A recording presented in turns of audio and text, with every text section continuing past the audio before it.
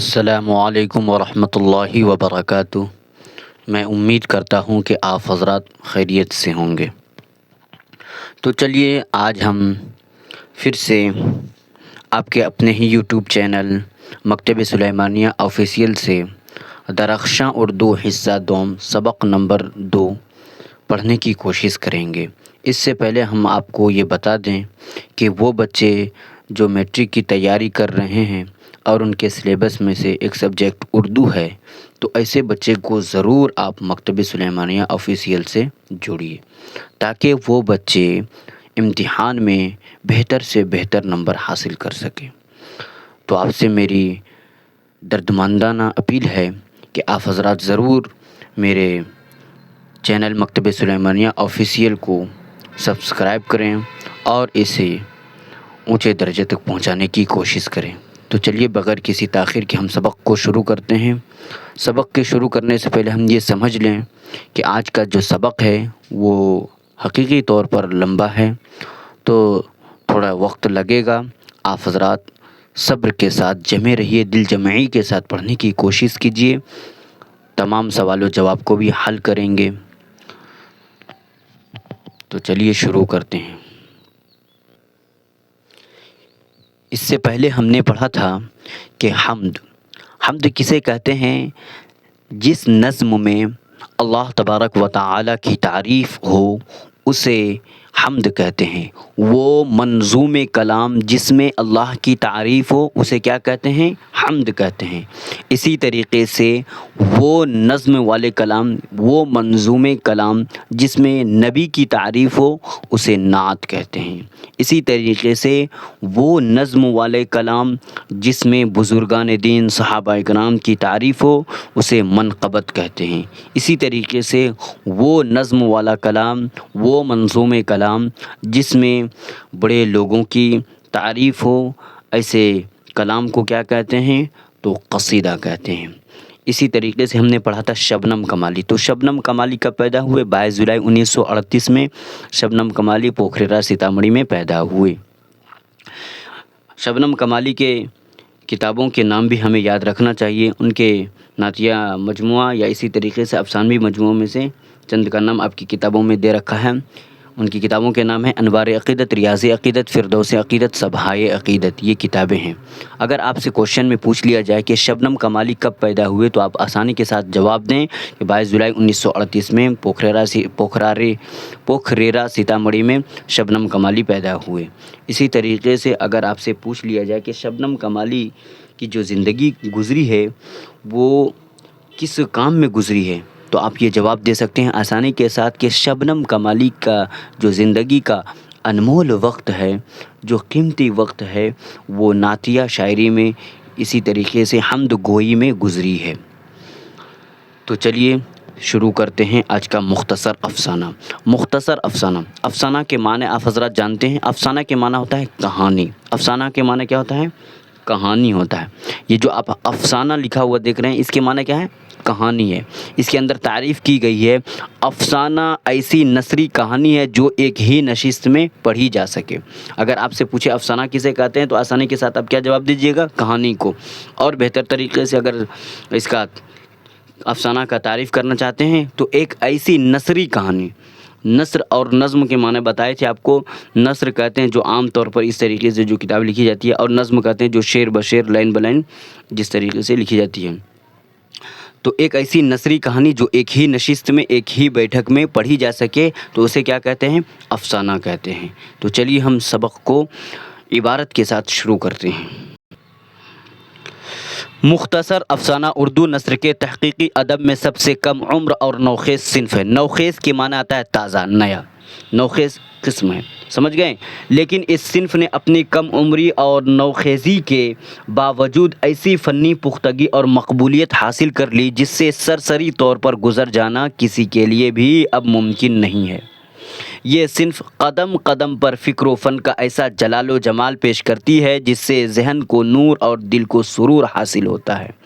اس کے آئینے میں ہمیں جہاں اپنے ملک، قوم اور سماج کی تصویر نظر آتی ہے، وہیں ہماری زندگی میں پیش آنے والی دشواریوں یا غم و الم اور مسرت و شادمانی کی جھلکیاں بھی دکھائی دیتی ہے۔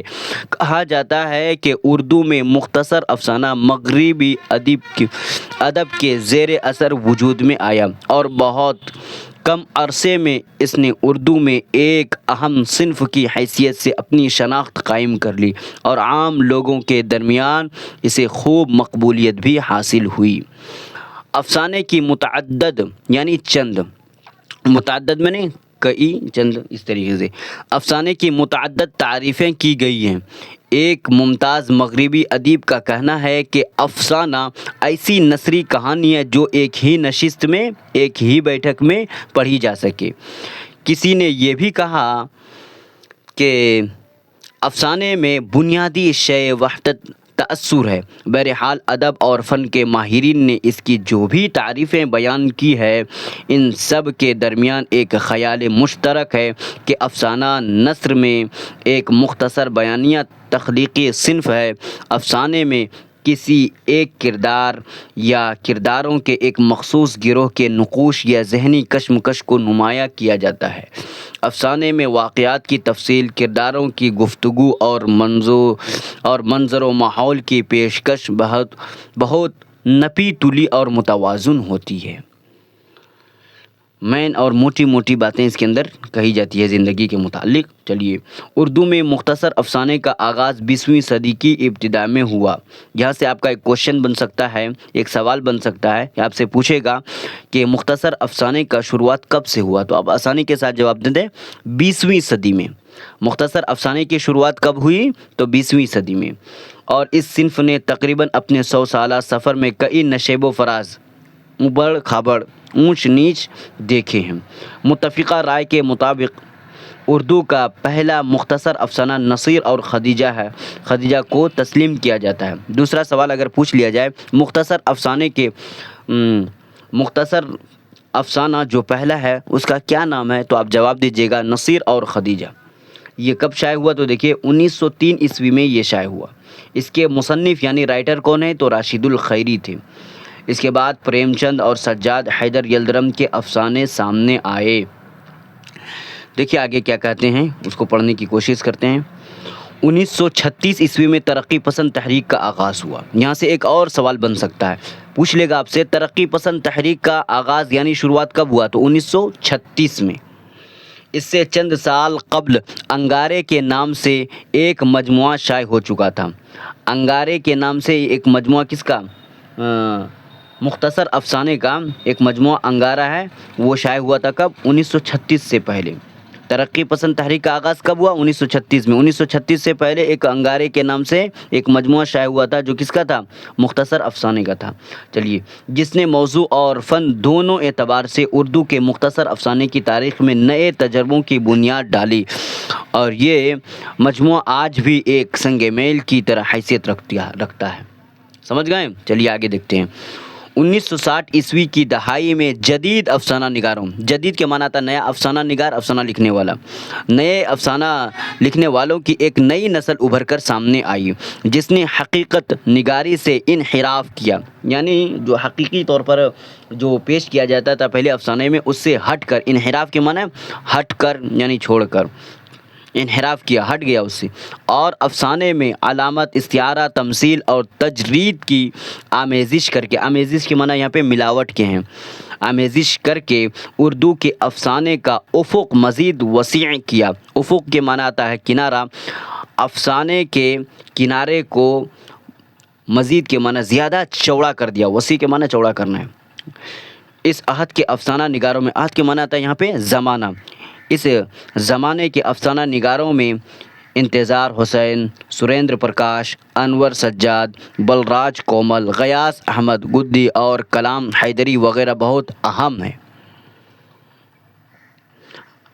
اردو افسانہ کی تاریخ میں منشی پریم چند، سجاد حیدر یلدرم، سعادت حسن منٹو راجندر سنگھ بیدی، عصمت چغتائی، خواجہ احمد عباس، سہیل عظیم آبادی، اختر اور ینوی رام لال، شکیلہ اختر اور جوگیندر پال کی خدمت کو ہم کبھی فراموش نہیں کر سکتے۔ فراموش کے معنی آتا ہے بھولنا، ہم کبھی اس کو بھول نہیں سکتے ہیں۔ چلیے اب آگے کے سبق کو ہم پڑھنے کی کوشش کریں گے۔ اب یہاں سے ہم سہیل عظیم آبادی کے متعلق پڑھنے جا رہے ہیں، تو چلیے دیکھتے ہیں سہیل عظیم آبادی کو۔ سہیل عظیم آبادی، سہیل عظیم آبادی کا اصل نام سید مجیب الرحمن ہے۔ آپ سے اگر پوچھ لیا جائے سہیل عظیم آبادی کا اصل نام کیا ہے تو آپ بتا سکتے ہیں سید مجیب الرحمن۔ اپنی ابتدائی زندگی میں، ابتدائی معنی شروعاتی زندگی میں شاعری بھی کرتے تھے، اس لیے سہیل تخلص کرتے تھے۔ تخلص کے معنی آتا ہے شاعر اپنے شعر کے آخر مصرعے پر جو نام اپنی جانب رکھتا ہے، اپنی جانب سے رکھتا ہے، اسی کو کیا کہتے ہیں؟ تخلص کہتے ہیں۔ اسی طرح ادبی دنیا میں سہیل عظیم آبادی کے نام سے مشہور ہوئے۔ سہیل عظیم آبادی کی پیدائش 1911 عیسوی میں پٹنہ میں ہوئی۔ سہیل صاحب ایک زمیندار خاندان سے تعلق رکھتے تھے۔ 1 سال کی عمر میں والدہ یعنی ماں کا انتقال ہو گیا اور پرورش نانیہال میں ہوئی۔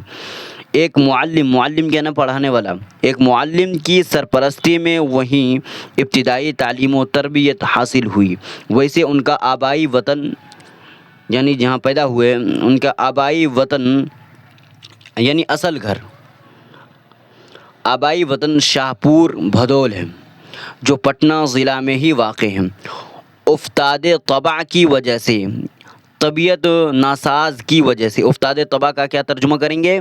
طبیعت ناساز کی، طبیعت خراب رہنے کی وجہ سے اعلیٰ تعلیم حاصل نہیں کر سکے، گرچہ مظفر پور، حیدرآباد اور کلکتہ جیسے علمی مراکز میں قیام پذیر رہے۔ علمی مراکز، مرکز کی جمع ہے مراکز بمعنی کیندر، علمی کیندر میں یہ کیا رہے؟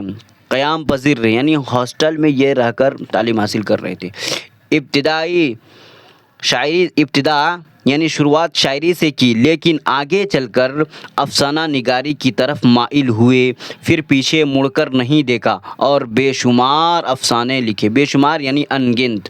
سہیل عظیم آبادی نے آل انڈیا ریڈیو کی ملازمت اختیار کی۔ آل انڈیا ریڈیو میں بھی یہ کیا کرتے تھے؟ کام کرتے تھے۔ اس ملازمت کے سلسلے میں دہلی میں رہے، پھر ان کا تبادلہ یعنی ٹرانسفر شری نگر کشمیر ہو گیا، پھر وہ واپس پٹنہ چلے آئے اور ملازمت سے استعفیٰ دے دیا۔ اس سے پہلے صحافت میں بھی مصروف رہے، جرنلسٹ، رسالے نکالے اور ایک روزنامہ اخبار ساتھی کا اجرا کیا۔ سہیل عظیم آبادی زندگی بھر اردو کی ترویج و اشاعت میں مصروف رہے، پھیلانے میں، ترویج و اشاعت میں مصروف رہے، اردو کی ترویج و اشاعت میں مصروف رہے، اردو کو پھیلانے میں لگے رہے۔ چنانچہ انہوں نے چھوٹا ناگپور کے علاقے میں 5-7 برسوں تک اردو کی ترویج و اشاعت کا کام کیا۔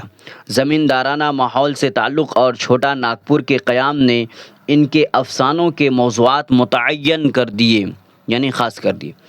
ان کے اکثر و بیشتر افسانے زمینداروں کے استحصال کے خلاف، مزدوروں اور کمزور طبقوں کی حقوق جیسے موضوعات سے متعلق ہیں۔ کہنے کا مطلب یہ ہے کہ سہیل عظیم آبادی جو افسانہ لکھتے تھے اس کے اندر جو کسان لوگ مزدوروں پر اتیاچار کرتے تھے، زبردستی کرتے تھے، اسی کے خلاف یہ لکھتے تھے، آواز بلند کرتے تھے۔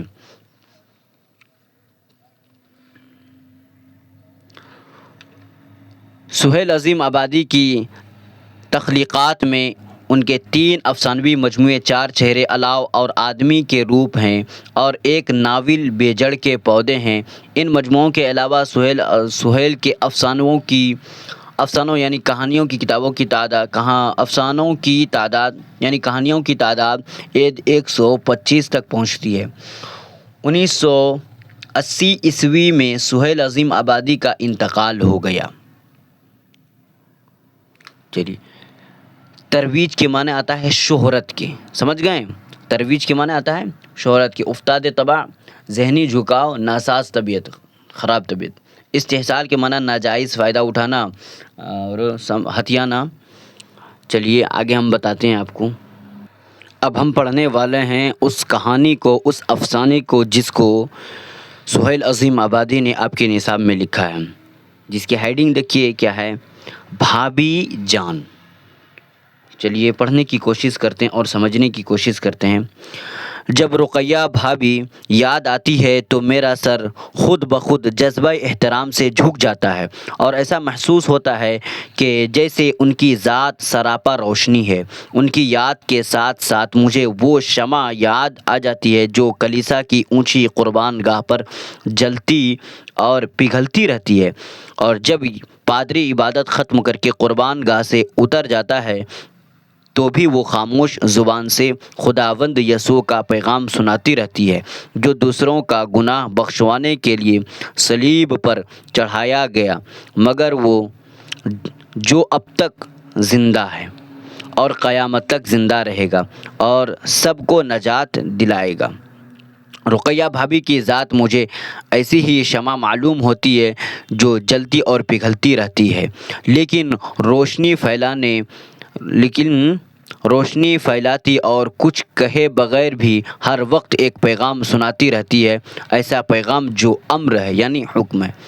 بھابھی نے صبح سویرے آواز دی، خیر تو ہے شہزادے، گھوڑے بیچ کر سوئے ہو، چائے ٹھنڈی ہو رہی ہے۔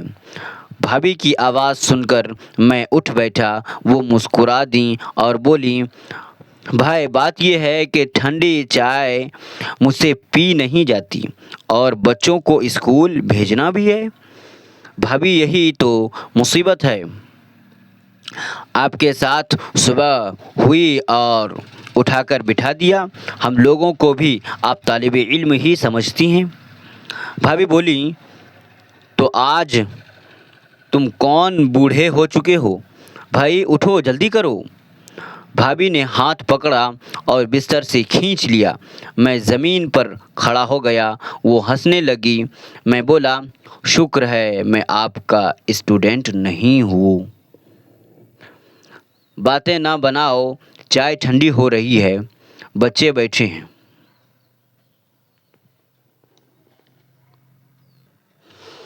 لیکن مجھے نیند آ رہی ہے بھابھی، رات بھر نہیں سو سکا ہوں۔ میں نے احتجاج کرتے ہوئے کہا، چائے کے بعد دوسری قسط سو لینا۔ قسط کا لفظ سن کر میں ہنس پڑا اور وہ بولی، شاعر ہو کر داد نہیں دیتے، کیا لفظ میں نے استعمال کیا ہے؟ اگر نوابان عود باقی ہوتے تو اس ایک لفظ کے استعمال پر ایک جاگیر تو ضرور بخش دیتے۔ چلو بھائی تم ذرا جلدی کرو، اتنا ہی صحیح۔ اور بھابھی کھانے کے کمرے میں چلی گئیں، اور جب تھوڑی دیر میں میز پر پہنچا تو بچے چائے ختم کر رہے تھے۔ ننھی ریحانہ بولی، چچا جان ہم لوگ چائے ختم کر چکے ہیں، اب آپ ہماری جھوٹی چائے پیجیے۔ اسکول کی لاری مانا گاڑی، اسکول کی لاری نے ہارن بجایا اور بچیاں تالی بجاتی ہوئی باہر چل دیں۔ بھابھی نے چائے ڈھال کر میری طرف بڑھائی اور بولی، اگر تم جوان اتنی دیر تک سوتے رہو گے تو کیا کرو گے؟ شعر کہوں گا اور کیا کروں گا۔ دیکھیے کون کہہ رہا ہے، یہ اختر کہہ رہا ہے، یہ کیا ہے، دیور ہیں رقیہ بھابھی کے۔ ابھی آپ کو تفصیل سے ہم بتائیں گے کہ اس میں کیا ہے باتیں، اور کچھ نہیں۔ بھابھی معنی خیز انداز سے مسکرائی۔ معنی خیز انداز سے مسکرائی یعنی ایسی مسکراہٹ جس کے اندر کوئی راز ہو، سمجھ گئے؟ ایسی مسکراہٹ جس میں کیا ہو، کچھ راز ہو، کچھ اور باتیں کہہ رہی ہو مسکراہٹ کے ذریعے سے۔ بھابھی معنی خیز انداز سے مسکرائیں۔ میں کچھ چھینپ سا گیا۔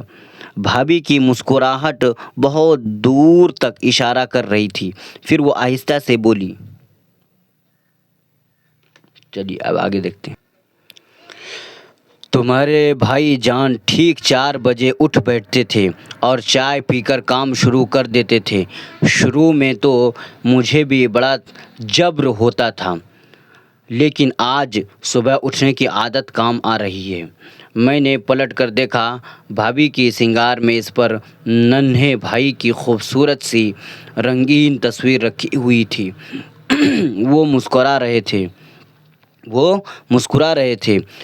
اس تصویر کے پاس بھابھی اور بچوں کی تصویر تھیں۔ اب سنگار میز نام کا تھا۔ اس پر بچوں کی کتابوں کا ڈھیر تھا اور شاید ایک کنگھی کے علاوہ میز پر سنگار کی کوئی دوسری چیز بھی نہ تھی۔ رقیہ بھابھی اداس ہو گئیں اور بولیں، اختر، نہ جانے تمہارے بھائی جان آج کس حال میں ہیں، دیکھو ان کے مقدمے کا کیا ہوتا ہے۔ 1000 میل کی دوری پر میں ان کے کوئی کام بھی نہیں آ سکتی۔ چند ہی دنوں میں ان کے مقدمے کا فیصلہ ہونے والا ہے۔ بھابھی، جو ہمیشہ پھول کی طرح ہنسنے اور بلبل کی طرح چہکتے رہنے کی عادی تھیں، بالکل اداس اور چپ چاپ تھیں۔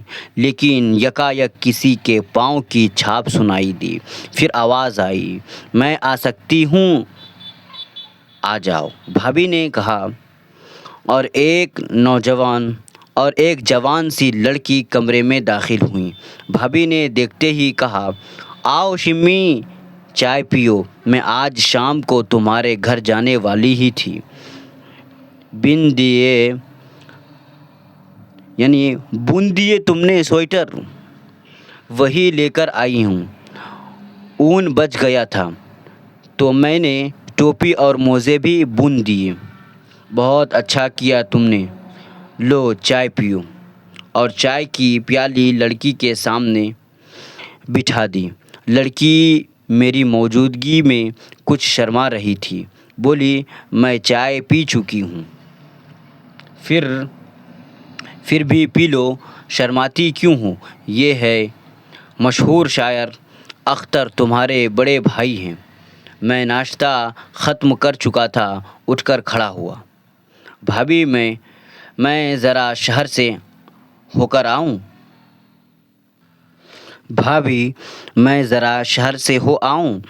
جاؤ، مجھے بھی ذرا ہسپتال جانا ہے۔ چلو شمی، تم بھی ساتھ۔ میں نے کمرے کی کھڑکی سے بھابھی کو بنگلے کے احاطے سے باہر جاتے دیکھا۔ ان کے ہاتھ میں دودھ کی وہ بوتل تھی جو بہت دیر سے میز پر رکھی ہوئی تھی۔ یہ تو مجھے 2 دن کے بعد معلوم ہوا کہ بھابھی کے ایک پرانے ملازم کی بیٹی ہسپتال میں ہے۔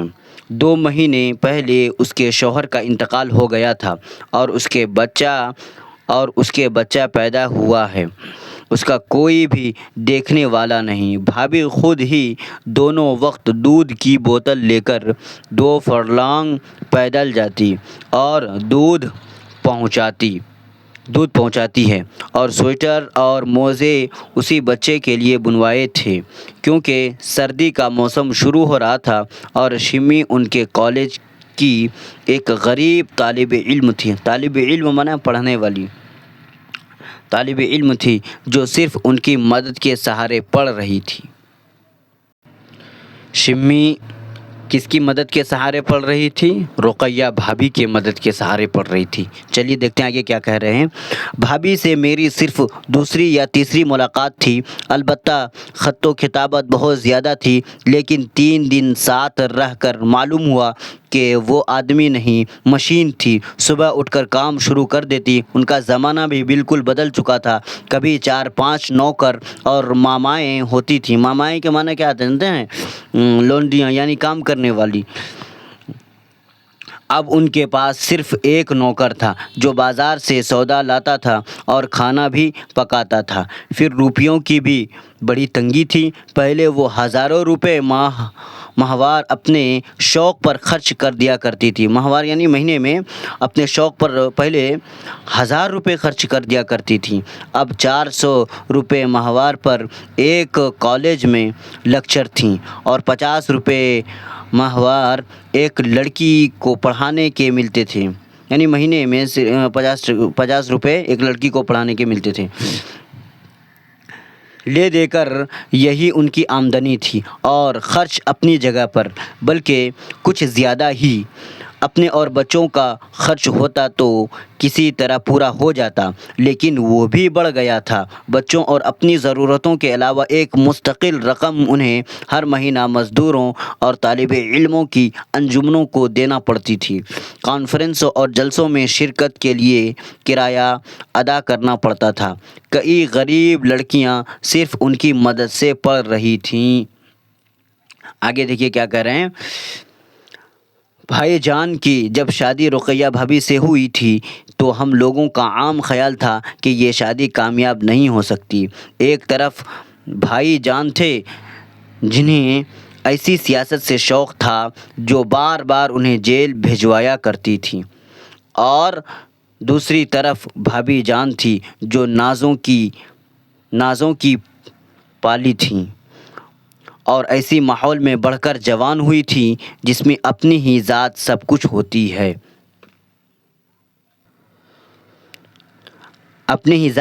ہوتی ہے۔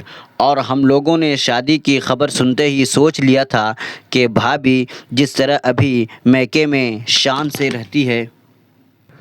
تو چلیے دوستو پھر سے شروع کرتے ہیں۔ کچھ ٹیکنیکل ایشو آ گیا تھا، تو کہاں تک پڑھ لیے تھے ہم لوگ؟ یہاں تک پڑھ لیے تھے۔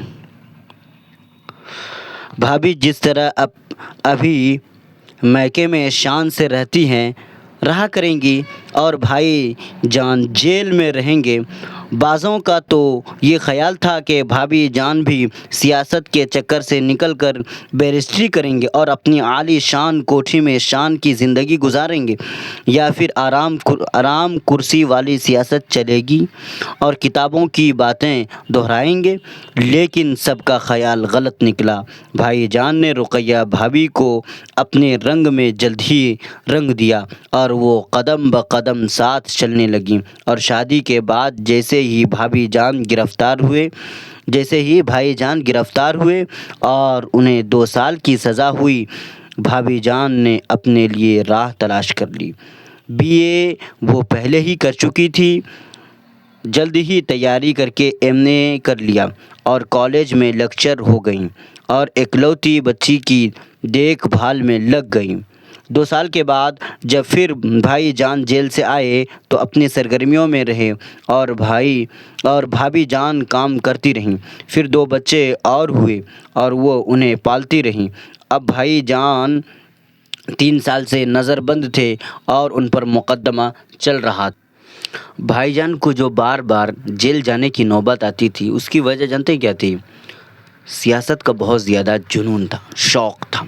چلیے دیکھتے ہیں کیا آگے کہہ رہے ہیں۔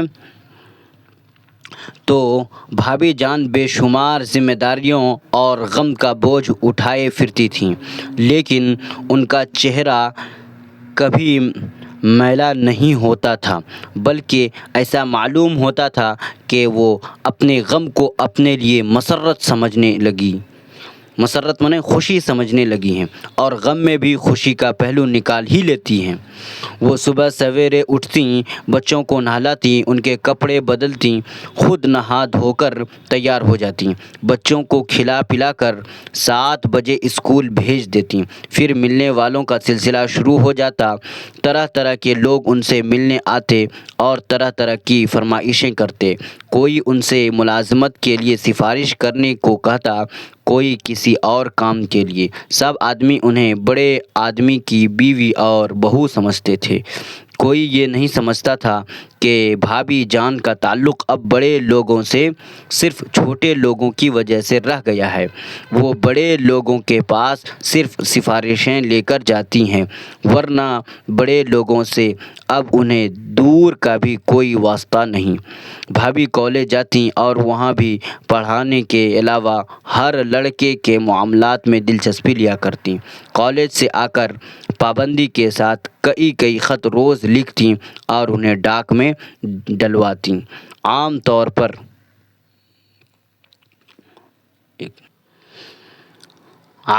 پر یہ خطوط نئے لکھنے والوں کے نام ہوتے تھے جو ہر روز انہیں خط لکھا کرتی تھیں۔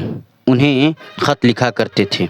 بھابھی نے محض دل بہلانے اور وقت کاٹنے کے لیے لکھنا شروع کیا تھا، مگر وہ بہت اچھا لکھنے لگی تھیں اور نئے لکھنے والے ان سے مشورے طلب کرتے اور وہ بڑی محبت کے ساتھ ان کے خطوط کا جواب دیا کرتی تھیں۔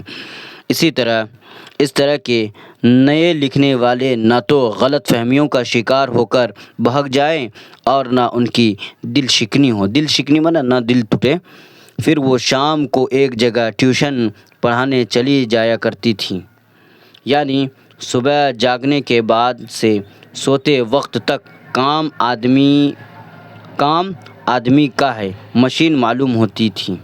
اس کے خط لکھنے کے شوق سے تنگ آ کر میں نے کہا، بھابھی آپ نے کیا علت پال رکھی ہے؟ کالج میں تو سرخ پاتی ہے، گھر پر ایک کالج بنا رکھا ہے۔ بھابھی آپ نے کیا علت پال رکھی ہے؟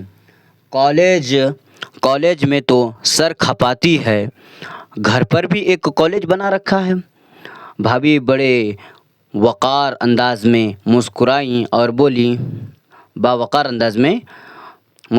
بولی، اختر ان نئے لکھنے والوں کو کیسے بھول سکتی ہوں؟ یہ تو ہمارے مستقبل کی امیدیں ہیں۔ اگر میں ان پودوں پر روز چھڑکاؤ نہیں کر سکتی، ان کی خدمت نہیں کر سکتی کہ ان میں پھول لگیں اور سارا باغ مہک اٹھیں، تو کم سے کم جو کچھ کر سکتی ہوں وہ تو کرنا ہی چاہیے۔ اس جواب کے بعد کچھ بولنے کی گنجائش ہی نہیں تھی۔ میں چپ رہا۔ ایک دن شام کے وقت وہی لڑکی شمی ان کے پاس آئی۔ وہ بہت اداس تھی۔ وہ کچھ کہنا چاہتی تھی لیکن پھر بھی نہیں کہہ سکتی تھی۔ بار بار اس کے ہونٹ کانپ کر رہ جاتے تھے اور ایسا معلوم ہوتا تھا کہ اب وہ رو دے گی۔ بھابھی نے حسب عادت اسے بٹھایا اور باتیں کی، پھر آنے کی وجہ پوچھی تو وہ کچھ بھی نہ بولی۔ بھابھی جتنے اصرار کے ساتھ پوچھتی معلوم ہوتا کہ اس کے ہونٹ اتنے ہی سختی کے ساتھ آپس میں چپکتے جاتے۔ آخر وہ کچھ نہ بول سکی تو بھابھی نے اسے پکڑا اور سونے کے کمرے میں لے گئی، دروازہ اندر سے بند کیا اور پوچھا کہ کیا بات ہے؟ لیکن شمی کچھ بتانے کے بدلے رونے لگی اور بھابھی کے چپ کرانے پر بھی روتی گئی، اور بڑی دیر کے بعد بھابھی کے ڈانٹنے پر اس نے بتایا کہ دوسرے ہی دن اس کے بھائی کے ایم اے کی فیس داخل کرنی ہے اور روپے کا انتظام نہیں ہو سکا ہے۔ اب وہ اس بات پر شرمندہ تھی کہ بھابھی اس کے کالج کا خرچ دیتی ہے۔ اب وہ بھائی کے لیے فیس مانگے، لیکن دوسرا کوئی اور ایسا ہمدرد بھی نہ تھا جس کے سامنے وہ اپنے دل کا بوجھ ہلکا کرتی، اور وہ صرف اپنے دل کا بوجھ ہلکا کرنے کے لیے ان کے پاس آتی تھی۔ بھائی نے بڑی محبت سے شمی کے گال پر ایک چپت لگائی اور بولی، پگلی اس میں رونے کی کیا بات تھی؟ آخر اس میں شرمانے کی کیا بات ہے؟ ہم لوگ اسی طرح تو ایک دوسرے سے کہہ کر اپنا دکھ درد ہلکا کر سکتے ہیں۔ یہ کہہ کر انہوں نے الماری کھولی اور چھوٹی چھوٹی سونے کی 2 چوڑیاں لا کر شمی کے ہاتھ پر رکھ کر بولی، لے جاؤ، اسے بیچ کر تمہارا بھائی فیس ادا کر سکے گا۔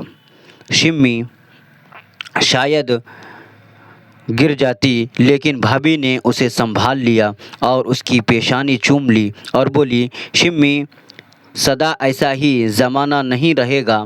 سدا کے معنی ہے ہمیشہ ایسا ہی زمانہ نہیں رہے گا، دن بدلیں گے۔ جاؤ، سویرے چلی جاؤ، پھر اندھیرا ہو جائے گا۔ شمی چوڑیوں کو لے کر چلی گئی۔ یہ چوڑیاں وہ تھیں جو 2 دن پہلے بھابھی جان نے ننھی ریحانہ کے لیے بڑی مشکل سے پیسے بچا کر بنوائی تھی اور جسے ریحانہ نے صرف ایک بار پہنا تھا۔ دیکھیے کیا کہہ رہے ہیں، 2 دن پہلے وہ چوڑیاں اپنی بیٹی ریحانہ کے لیے رقیہ بھابھی نے بنوائی تھی اور صرف ایک ہی بار ریحانہ نے پہنی، اور دیکھیے کتنی ہمدردی ہے کہ دوسرے کی فیس ادا کرنے کے لیے وہ دے رہی ہیں۔ چوڑیاں دے کر بھابھی جان بہت خوش تھیں، جیسے ان کے دل سے پہاڑ جیسا کوئی بوجھ اتر گیا ہو۔ میں 4 دنوں سے ان کے پاس تھا اور ایک ضروری کام کے سلسلے میں ان سے مشورہ کرنے آیا تھا، لیکن ان کی مصروفیتیں اور پریشانیاں دیکھ کر نہ موقع ملا اور نہ ہمت ہو سکی۔ میں نے سوچ لیا کہ بھابھی سے بغیر کوئی مشورہ کیے اور مدد مانگے واپس جاؤں گا، حالانکہ میں اچھی طرح جانتا تھا کہ صرف وہی ایسی آدمی تھیں جو اس سلسلے میں میری مدد کر سکتی تھیں، لیکن میں نے فیصلہ کر لیا کہ ان سے ہرگز نہیں کہوں گا۔ آخر بھابھی نے خود ہی کہا، تم 4 دنوں سے آئے ہو لیکن کوئی بات تک نہیں کی۔ میں نے کہہ دیا، میں صرف ٹہلنے اور آپ سے ملنے آیا تھا بھابھی۔ پھر وہ بولی، اور تمہاری شادی کا کیا ہوا؟ سنا ہے تم میں اور تمہارے گھر والوں میں شادی کے سلسلے پر سخت اختلاف ہو گیا ہے۔ اختلاف کے معنی آتا ہے جھگڑا کے، سخت جھگڑا ہو گیا ہے۔ جی ہاں، شادی کرنے کا مطلب ہے کہ یا تو میں امی کی پسند کے مطابق ایک احمق لڑکی سے شادی کر لوں یا پھر چپ بیٹھا رہوں۔ دیکھیے کیا کہہ رہے ہیں، جی ہاں، شادی کرنے کا مطلب ہے کہ یا تو میں امی کی پسند کے مطابق ایک احمق منع بیوقوف احمق لڑکی سے شادی کر لوں یا پھر چپ بیٹھا رہوں۔ اور وہ جمیلہ، تم تو جمیلہ سے شادی کرنا چاہتے تھے نا؟ بھابھی بولی، اب بھی چاہتا ہوں، لیکن امی نے کہہ دیا ہے کہ جمیلہ اس گھر میں بہو بن کر داخل نہیں ہو سکتی۔ میں نے کہا، یہ تو بڑا ظلم ہے تو لیکن کیا جائے، بہت سے ظلم برداشت کرنے پڑتے ہیں۔ تو اپنی امی کی پسند سے شادی کر لو پھر۔ یہ بھی نہیں کر سکتا بھابھی۔ پھر کیا سوچا؟ دیکھیے کہہ رہے ہیں پھر کیا، شادی تو جمیلہ سے ہی کروں گا اور گھر چھوڑ دوں گا، میں نے فیصلہ کن انداز میں کہا۔ تو پھر بسم اللہ، بیاہ کر لیاؤ اور یہاں میرے ساتھ رہے گی، میں بھی اکیلی ہوں۔ اف! بھابھی کے یہ جملے سن کر میرا سر چکرا گیا۔ یہ عورت ہے یا عزم و ہمت کا ستون؟ ستون کے معنی تھا ایک کھمبا۔ ہر روز ایک نیا بوجھ اٹھا رہی ہے، ہر روز اپنے لیے ایک نیا بوجھ اپنے لیے بڑھائے جاتی ہے۔ خود اپنی ضرورتیں اور ذمہ داریاں کیا کم ہے، مگر ہمت ہے، اور صرف ہمت کے سہارے شوہر کی دوری اور نظر بندی کا غم ہنس ہنس کر بھلائی جاتی ہے۔ میں نے سوچ سمجھ کر جواب دیا، میں بھی یہی سوچ رہا تھا، لیکن ابھی دیر ہوگی بھابھی، جمیلہ بیمار ہے ابھی۔ جمیلہ بیمار نہیں تھی، بالکل اچھی تھی، لیکن اگر میں یہ نہیں کہتا تو وہ پھر ضد پر آ جاتی۔ حالانکہ حقیقت یہ تھی کہ میں نے فیصلہ کیا تھا کہ بھابھی سے مشورہ کرنے کے بعد ہی جمیلہ سے شادی کر لوں گا اور اسے ان کے پاس رکھ کر کہیں تلاش روزگار میں نکلوں گا۔ تلاش روزگار مانے کاروبار کی تلاش میں نکل جاؤں گا۔ بھابھی جمیلہ کی بیماری کی خبر سن کر بہت افسوس کرنے لگی اور بولی، سچ مچ جمیلہ بڑی پیاری لڑکی ہے۔ پھر میں باہر چلا گیا اور سوچا کہ رات کی گاڑی سے चला जाऊंगा। 4 बजे वापस आया तो देखा कि भाभी जान बहुत उदास बैठी है। इनके हाथ में एक तार है जिसको वो हाथ में लिए हुए बस देखती जा रही है। उनके चेहरे का गोरा रंग बिल्कुल सांवलाया हुआ था। मैं चुपचाप उनके पास जाकर बैठ गया और पूछा, यानी पहले गोरी थी लेकिन अफसोस और गम की वजह से क्या वजह सांवला आ गया था चेहरे पर। फिर पूछा, तार कैसा है भाभी जान? देखिए अख्तर पूछे तो जवाब दे रहे हैं अख्तर, भाभी जान ने तार मेरे हाथ में दे दिया और मेज़ पर सर रख कर फूट फूट कर बच्चों की तरह रोने लगी। मैंने तार पढ़ा, तार के माना यहाँ पर ख़त के हैं। मैंने तार पढ़ा, भाई जान को 4 साल की सज़ा हो गई थी। मैंने कुछ देर के बाद बमुश्किल कहा, भाभी जान सब्र कीजिए, अभी तो आपको ऐसे इम्तिहानों की मंजिल से और भी गुज़रना बाकी है। और भाभी को जैसे सुकून आ गया वो उठ बैठी और बोली, ठीक कहते हो अख्तर, मैं अगर परेशान हुई तो बच्चे और परेशान होंगे। इतना कहकर वो उठी और मुंह हाथ धोने चली गई। जब वापस आई तो मालूम होता था कि बस एक लहर थी जो आई और गुज़र गई। लेकिन हम लोग जितनी देर तक चाय पीते रहे, भाभी की नज़र बार बार पुराने सिंगार मेज़ पर रखी भाईजान की तस्वीर के माना आता है फ़ोटो, भाईजान की तस्वीर का तवाफ़ करती रही। तवाफ़ के माना चक्कर लगाना, नज़र उसी की चक्कर लगा रही थी। इसी वक्त उन्होंने बताया कि इनके पासपोर्ट की दरख्वास्त नामंजूर हो गई है। नामंजूर के माना यानी एक्सेप्ट नहीं हुआ है। पासपोर्ट के लिए जो अप्लाई किया था वो रिजेक्ट हो गया है। यही है, पासपोर्ट की दरख्वास्त नामंजूर हो गई है। और उसी रात उन्हें दिल्ली जाना बहुत ज़रूरी है।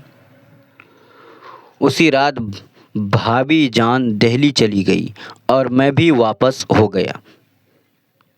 रात के सन्नाटे में रेल गुज़रती जा रही थी और मुझे ऐसा मालूम होता था कि अंधेरी रात में भाभी जान मुझे रोशनी दिखा रही थी।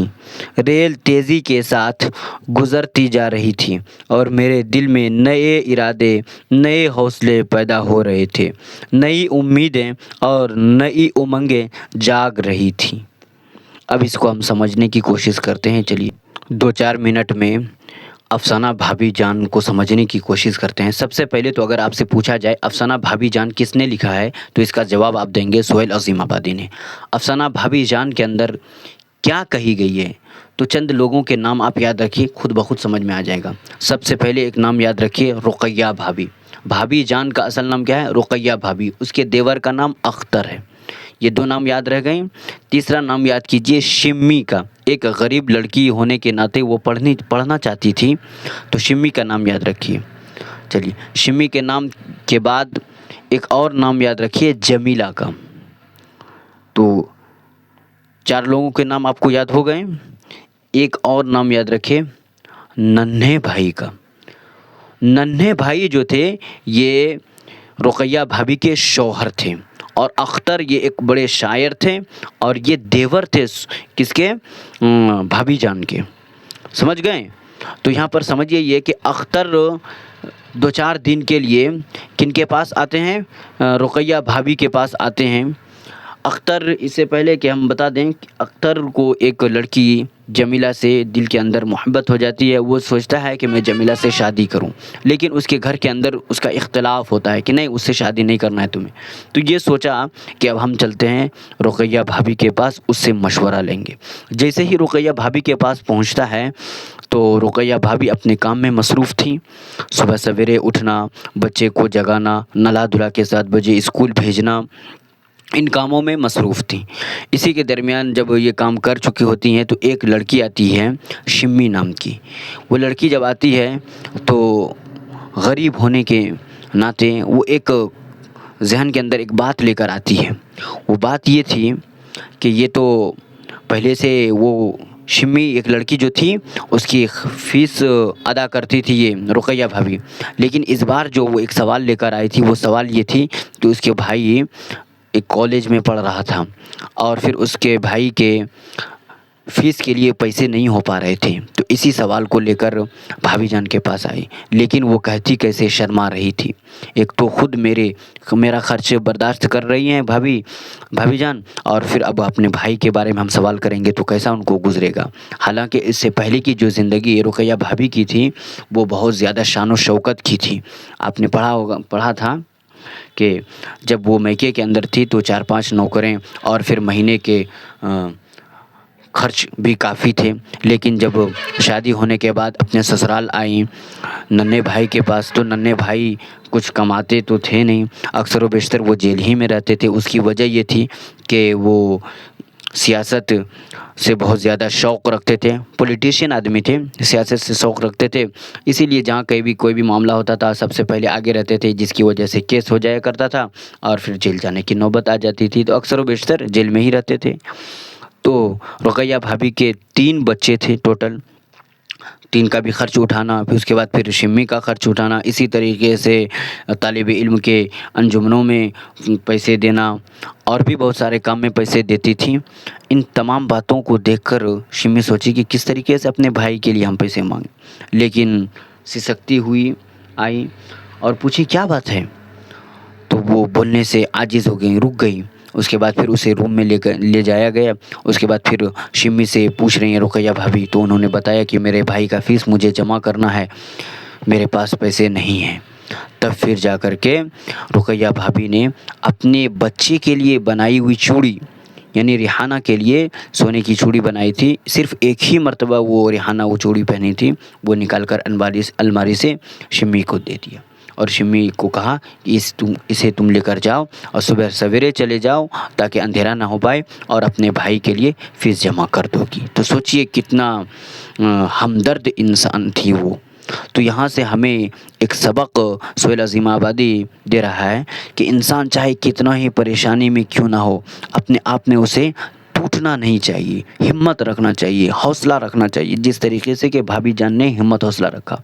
پیسے والے ہونے کے ناطے یہ کہاں سسرال میں پریشانی میں آئیں، اس کے بعد بھی انہوں نے ہمت رکھی، اپنے بچے کو صحیح طریقے سے چلایا، اسی طریقے سے اور بھی لوگوں کی ذمہ داری اپنے ذمن میں لی، یہاں تک کہ شاعر جب اختر آتا ہے تو اسے بھی بہتر سے بہتر مشورے دیتی ہیں، یہاں تک کہ یہ کہہ ڈالتی ہیں کہ تم جاؤ، اگر تمہیں اس سے محبت ہے، دل لگی ہے، تم اس سے شادی کر کے آؤ، میرے پاس اسے رکھ دینا۔ سوچئے خود کا خرچ بڑی مشکل سے برداشت کر رہی ہیں 450 روپے میں، اور پھر اوپر سے کہہ رہے ہیں کہ اس کو بھی لے کر آؤ۔ تو یہ ہمت کی استقلال تھی۔ اگر ایسی مائیں ہمارے درمیان، ایسی بہنیں ہمارے درمیان ہو جائے تو یقینی طور پر مصنف بھی کامیاب، یعنی رائٹر بھی کامیاب ہے، اور وہ جو اس کام کو اختیار کر لے، اس طریقے کو اختیار کر لے، وہ بچی بھی کامیاب ہے۔ تو چلیے اب سوال جواب کرتے ہیں۔ مختصر ترین سوال، مختصر کے معنی آتا ہے چھوٹے، سمجھ گئے، چھوٹے سوالات۔ سہیل عظیم آبادی کہاں پیدا ہوئے؟ تو آپ نے پیچھے پڑھا کہ سہیل عظیم آبادی پٹنہ میں پیدا ہوئے۔ سہیل عظیم آبادی کے بچپن کا کیا نام تھا؟ تو آپ جواب دیں گے سہیل عظیم آبادی کے بچپن کا نام سید مجیب الرحمن تھا۔ سہیل عظیم آبادی کے افسانوں کے پہلے مجموعے کا نام کیا تھا اور وہ کس سال شائع ہوا؟ تو سہیل عظیم آبادی کے پہلے افسانے کا نام تھا چار چہرے، اور وہ کب شائع ہوا تھا؟ تو وہ شائع ہوا تھا 1934 عیسوی میں۔ کب شائع ہوا تھا؟ چار چہرے 1934 عیسوی میں۔ اسی طریقے سے اگر سوال آ جائے سہیل عظیم آبادی کی ابتدائی تعلیم کس مدرسے سے ہوئی؟ سہیل عظیم آبادی کی ابتدائی تعلیم کس مدرسے سے ہوئی؟ تو جواب دینا ہے گاؤں کے مدرسے سے ہوئی۔ کس مدرسے سے؟ گاؤں کے مدرسے سے۔ سوال کیا ہے؟ اگلا سوال دیکھتے ہیں۔ رقیہ بھابھی کے جس دیور کا کردار کہانی میں پیش کیا گیا اس کا نام کیا تھا؟ تو جواب آ جائے گا اختر۔ رقیہ بھابھی کے دیور کا کیا نام تھا؟ اختر۔ رقیہ بھابھی کے شوہر کو بار بار کیوں جیل جانا پڑتا تھا؟ تو رقیہ بھابھی کے شوہر کو بار بار جیل جانے کی وجہ سیاست کے شوق کی وجہ سے وہ بار بار جیل جاتے تھے، کیونکہ مقدمہ پڑ جاتا تھا اور مقدمہ پڑنے کی وجہ سے وہ جیل جاتے تھے۔ چلیے، رقیہ بھابھی کس لڑکی کی تعلیم کا خرچ خود برداشت کرتی تھیں اور کیوں؟ دیکھیے، رقیہ بھابھی شمی نام کی لڑکی کی خرچہ خود برداشت کرتی تھی کیونکہ وہ غریب تھی اور پڑھنے کا انہیں شوق تھا۔ سمجھ گئے؟ یہ جواب دینا ہے۔ رقیہ بھابھی کو سونے کی چوڑیوں کو کیوں فروخت کرنا پڑا تھا؟ فروخت کے معنی بیچنا ہے۔ رقیہ بھابھی کو سونے کی چوڑیاں فروخت کرنے کی وجہ کیا تھی؟ تو شمی کے بھائی کے فیس ادا کرنے کے لیے۔ وہ فیس کس کا تھا؟ شمی کے بھائی کو ایم اے کا فیس جمع کرنا تھا، اس کے پاس پیسے نہیں تھے، جس کی بنا پر رقیہ بھابھی کو سونے کی چوڑیاں بیچنا پڑا۔ چلیے اگلا دیکھتے ہیں سوال۔ رقیہ بھابھی کو جب فرصت ملتی تھی تو وہ اپنا شوق پورا کرنے کے لیے کون سا کام کیا کرتی تھی؟ تو اس میں جواب آ جائے گا، رقیہ بھابھی کو جب فرصت ملتی تھی تو وہ خط لکھا کرتی تھی۔ کیا کام کرتی تھی؟ خط لکھا کرتی تھی۔ چلیے اب لمبے سوالات کی طرف چلتے ہیں، تو اس کے لیے کاپی پہ سمجھانا بہتر ہوگا۔ طویل سوالات کی طرف چلتے ہیں۔ طویل کے معنی ہے لمبے سوالات، سمجھ گئے؟ چلیے، رقیہ بھابھی کا سراپا کم از کم 10 جملوں میں تحریر کیجیے، یعنی ان کی زندگی کے بارے میں لکھنے کو کہا ہے۔ تو چلیے جواب دیتے ہیں۔ رقیہ بھابھی کا سراپا یہ تھا کہ وہ صبح اٹھ کر کام شروع کر دیتی تھیں جیسے وہ آدمی نہیں مشین تھی۔ ایک زمانہ تھا جب ان کے پاس 4-5 نوکر اور مامائیں ہوتی تھیں، یعنی خادمہ ہوتی تھیں، لیکن اب ان کے پاس صرف ایک نوکر تھا جو بازار سے سودا لاتا تھا اور خود کھانا بھی پکاتا تھا۔ پھر روپیوں کی بھی بہت تنگی تھی۔ اسی طریقے سے آگے کہنا ہے، پہلے وہ ہزاروں روپے ماہانہ اپنے شوق میں خرچ کر دیا کرتی تھیں، اب 400 روپے ماہانہ۔ پھر ایک کالج میں لیکچر تھیں اور 50 روپے اور ایک بچے کو ٹیوشن پڑھانے کے ملتے تھے۔ اسی طریقے سے لے دے کر یہی ان کی آمدنی تھی اور خرچ اپنی جگہ پر، بلکہ کچھ زیادہ ہی اپنے اور بچوں کا خرچ ہوتا تو کسی طرح پورا ہو جایا کرتا تھا، لیکن وہ بھی بڑھ گیا تھا۔ بچوں اور اپنی ضرورتوں کے علاوہ انہیں رقم سے ہر مہینہ مزدوروں اور طالب علموں کے انجمنوں کو دینی پڑتی تھی۔ کانفرنس اور جلسوں میں شرکت کے لیے کرایہ ادا کرنا پڑتا تھا۔ غریب لڑکیاں بھی صرف ان کی ہمدردی سے پڑھ رہی تھی۔ اس طریقے سے آپ کو کہہ دینا۔ دوسرا سوال آپ کی کتاب میں یہ ہے، رقیہ بھابھی کے کردار کو ایک مثالی کردار بنا کر سہیل عظیم آبادی نے قاری کو حوصلہ دینے کا کام کیا ہے۔ اس خیال سے آپ کس حد تک اتفاق رکھتے ہیں؟ یعنی اس طریقے کے کردار کو جو پیش کیا ہے لکھ کر سہیل عظیم آبادی نے، تو آپ کی اس میں کیا رائے ہے یہ بتائیے۔ تو دیکھیے ہم جواب کیا دیں گے۔ رقیہ بھابھی کو مثالی کردار بنا کر پیش کرنا سہیل عظیم آبادی کا قاری کو حوصلہ دینے کا کام کیا ہے۔ یہ افسانہ پڑھ کر اگر کوئی عورت اس طرح کی بن جائے جس طرح بھابھی جان کو پیش کیا ہے تو افسانہ نگار سہیل عظیم آبادی کے لیے کامیابی کا ضامن، ساتھ ہی ساتھ وہ انسان بھی کامیاب جس نے اپنی زندگی میں یہ کردار اپنایا۔ سمجھ گئے؟ چلیے اگلے سوال کی طرف بڑھتے ہیں۔ تو سوال نمبر 3 دیکھیے کیا ہے، سہیل عظیم آبادی اردو کے کس افسانہ نگار سے متاثر تھے اور کیوں تھے؟ سوال دیکھیے کیا کر رہے ہیں، سہیل عظیم آبادی اردو کے کس افسانہ نگار سے متاثر تھے اور کیوں تھے؟ تو جواب ہمیں دینا ہے، سہیل عظیم آبادی اردو کے مشہور افسانہ نگار سمجھتے ہیں نا، افسانہ لکھنے والا، سہیل عظیم آبادی اردو کے مشہور افسانہ نگار منشی پریم چند سے بہت زیادہ متاثر تھے، اور اس لیے متاثر تھے کیونکہ سہیل عظیم آبادی کو منشی پریم چند کے یہاں کرداروں میں جو سادگی اور خلوص ملتا ہے وہ کسی دوسرے افسانہ نگار کے یہاں نہیں ملتا ہے۔ اس لیے سہیل عظیم آبادی منشی پریم چند سے کیا کرتے ہیں؟ بہت زیادہ متاثر ہوتے ہیں۔ 4 نمبر سوال کو دیکھتے ہیں۔ دیکھیے سوال کیا کہہ رہا ہے، افسانہ بھابھی کے کردار نے آپ کو سب سے زیادہ متاثر کیا اور کیوں کیا؟ تو جواب اسے دینا ہے، افسانہ بھابھی جان کے رقیہ بھابھی کے کردار نے مجھے سب سے زیادہ متاثر کیا کیونکہ ان کا کردار ایک شمع کے مانند ہے۔ شمع کے معنی آتا ہے روشنی، ایک روشنی کے مانند ہے جو خود جل کر دوسرے کے اندھیرے کو دور کرتی ہے۔ سمجھ گئے؟ چلیے 5واں سوال آپ کے کتاب میں ہے، سہیل عظیم آبادی کے بارے میں اپنے اردو کے استاد سے مدد لے کر کم از کم 10 جملے تحریر کے معنی لکھنا، تحریر کریں، ساتھ ہی ساتھ یہ بھی تحریر کریں کہ ان کے دوسرے افسانہ کا نام کیا تھا اور کب شائع ہوا تھا۔ 2 بات اس کے اندر کہی گئی ہے اس سوال کے اندر، ایک تو اس کے بارے میں لکھنا ہے، دوسرا یہ کہ ایک افسانہ ان کا ہے اور پھر وہ کب شائع ہوا ہے، نام اور کب شائع ہوا ہے۔ تو چلیے اس کا جواب ہم آسانی کے ساتھ دینے کی کوشش کرتے ہیں۔ جواب دینا ہے، سہیل عظیم آبادی کا شمار اردو کے بہترین افسانہ نگاروں میں ہوتا ہے۔ وہ پٹنہ کے ایک متوسط زمیندار گھرانے میں پیدا ہوئے۔ کب پیدا ہوئے؟ تو 15 جولائی 1911 عیسوی میں ان کی پیدائش ہوئی۔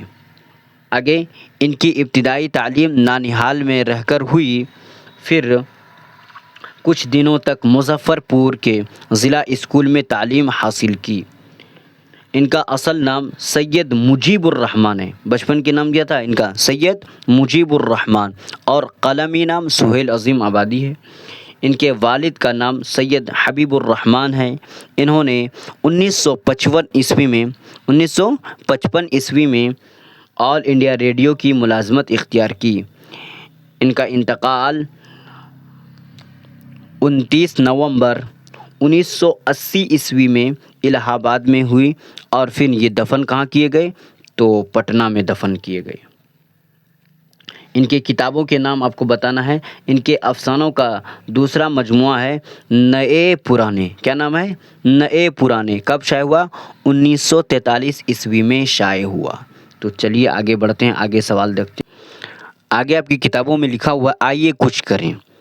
دیکھیے سوال کیا ہے، بہار کے چند اہم افسانہ نگار کے ناموں کی فہرست بمعنی لسٹ، فہرست بنائیے۔ چلیے جواب دیتے ہیں، بہار کے چند اہم افسانہ نگاروں کی فہرست مندرجہ ذیل ہے۔ مندرجہ ذیل معنی نیچے ہے۔ دیکھیے کیا کیا ہے، کلام حیدری، شوکت حیات، سید محمد محسن، عبدالصمد، شکیل اختر، نگار عظیم وغیرہ۔ یہ سب کیا ہیں؟ افسانہ نگاروں کے نام ہیں۔ چلیے پھر اگلے ویڈیو میں ملتے ہیں۔ آپ حضرات بہتر رہیے، اچھے سے پڑھیے، اور میرے چینل مکتب سلیمانیہ آفیشیل کو جاگرک کیجیے، لوگوں کے درمیان پھیلائیے، اور سبسکرائبر کو بڑھائیے، اور محنت سے پڑھ کر کامیابی کو حاصل کرنے کی کوشش کیجیے، کیونکہ آپ ہی کے اوپر آپ کے ماں باپ نے بھروسہ کیا ہے۔ ان کے خواب کی تعبیر آپ بننے کی کوشش کیجیے۔ آپ بھی کامیاب، آپ کے والدین بھی کامیاب، اور آپ کے خاندان بھی کامیاب ہوں گے آپ کے پڑھنے کی وجہ سے۔ تو چلیے دھیان رکھیے، فی امان اللہ۔ پھر اگلے ویڈیو میں ملتے ہیں۔ السلام علیکم۔